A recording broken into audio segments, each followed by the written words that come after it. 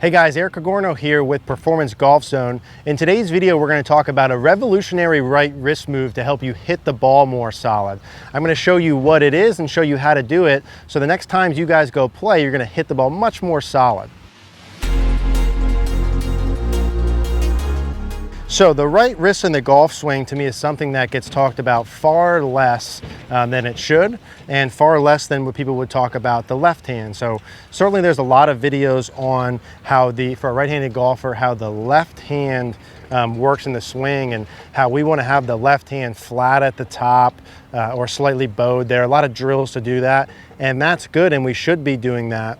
But also we need to talk a little bit about the right hand, and people leave that part out. So if I were to make a backswing here to the top, which would be what we'll call perfect, obviously because I'm holding on to the club with both hands, both of the positions of the hands are important. So a lot of people, in an effort to try and get the left wrist flat at the top, which it should be, maybe that you don't like that feel. Maybe the left hand or left side feels for you don't quite work. Some of you it will, and that's great, but if not, we can also do that through the right hand. So if you notice at the top of my swing, when I have my left hand in a perfect flat position, what does my right wrist look like? Well, it's quite a bit bent back. Do you see the angle there?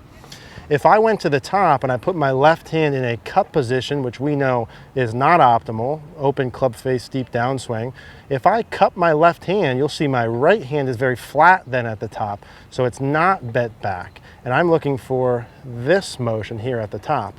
Now, the question marks then become, how much do I bend my right wrist back? When do I bend my right wrist back? How do I do it? Well, what I want to tell you is, number one, you can't bend your right wrist back too much. So the angle, right from face on, the angle of my right hand here, if I'm straight up and down, if I were to bend the back of my hand towards my form and try and make them touch, for me, flexibility-wise, that's how far I can go physically.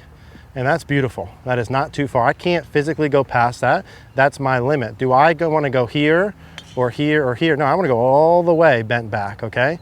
As far as I can go. So that's the answer to that question. How much do you do it? You do it as much as you can do it, as far as you can go.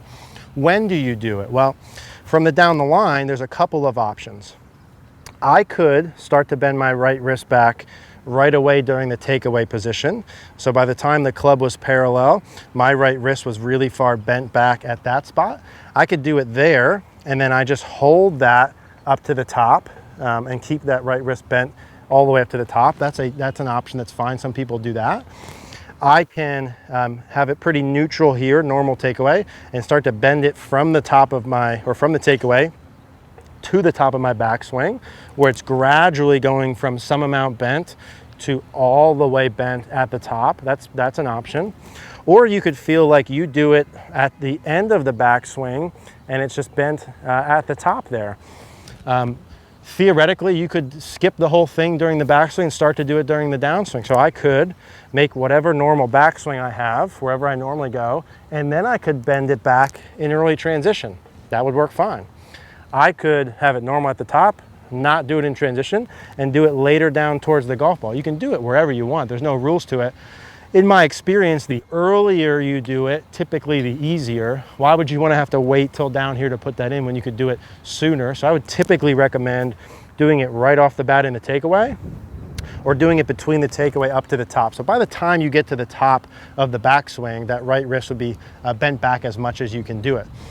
So that puts us in a position for a couple different things to happen, right? If I took my normal setup and I held my club out face on with a normal wrist conditions addressed, if I bent my right wrist back as far as I can, what does that do? Obviously that takes the club from in line with my hands to well behind my hands.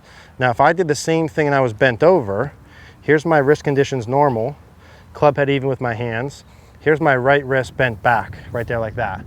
There's our lag position that we're looking for. There's where we need to compress the golf ball. All I'm doing then from this position with my right wrist max bent is I'm just turning through with a little bit of unhinged there, and there's my impact position. If you look at an impact position of a really good golfer, what does their right wrist look like? Is it straight or is it bent back? Of course it's bent back, right? That's what takes the loft off the club. That's what lets us compress the ball into the ground. So instead of you doing it with the left hand feels when you go back, and if you do it left hand, keep doing that, it's fine. But if you can't feel that, or man, I've been trying to work on that bow in that left wrist forever and I can't get it, try bending back your right wrist. It works better for me and it's worked better for a lot of different players. So you can't bend your right wrist too far back in the takeaway. You can't bend your right wrist too far back at the top. You can't bend it back too much here, nor at impact. And you could even probably hold it a little bit past impact. If you're someone who has a flippy look here and struggles with compression, then you want to feel like that right wrist is at impact and even holds on past impact. Of course, it's not going to. You're going to have some release to it, but it's an exaggerated feel that you want to have. Can't do it too much, can't do it soon enough. What I would suggest in a practice perspective is start early and start at the beginning. Say, hey, okay, let me see what that feels like.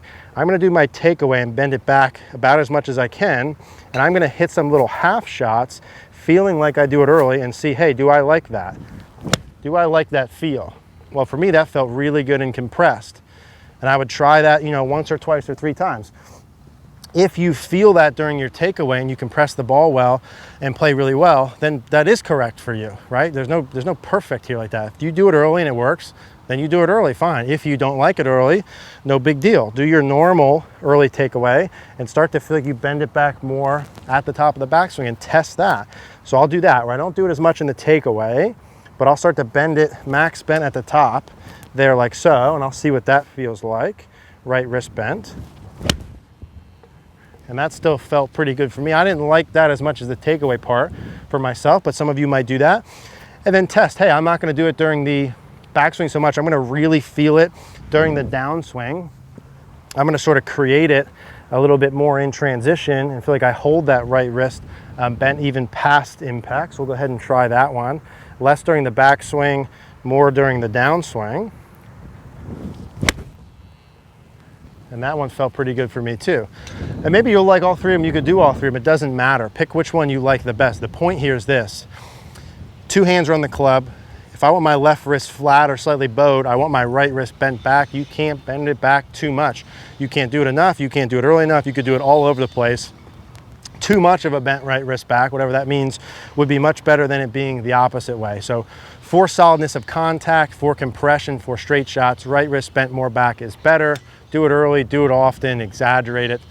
If you guys like this video, click the like button down below.